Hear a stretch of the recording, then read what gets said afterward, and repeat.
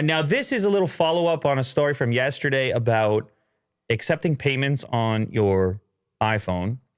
And it's funny because the crypto world couldn't stay out of it.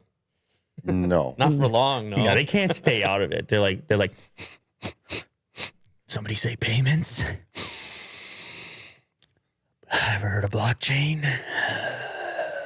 You're like, geez, easy over there. It's like you're twitching there. Why are you breathing in a paper bag? You remember that from the movies, the olden day movies? Like they'd be like, he's hyperventilating. Give him the paper. And it has to be a brown paper bag. Brown paper bag. Anyway, so the crypto types, the crypto websites are imagining a way in which this accelerates crypto adoption because now there's a means to potentially move crypto quickly from one iPhone to another. It kind of yes, kind of no. Obviously, they want to make it fit in here. But Apple Pay allows you to insert cards into it, right? Credit cards.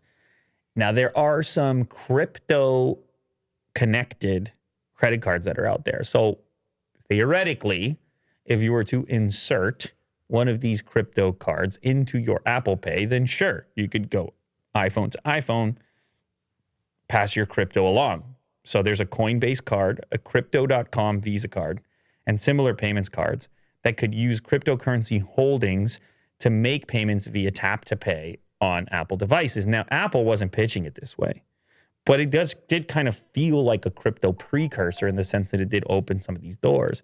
The way they intended is that it would be a hardware-free means for a small business to accept payments using only their phone. For the vendor was more the target. But the way in which people use these things will be completely up to them.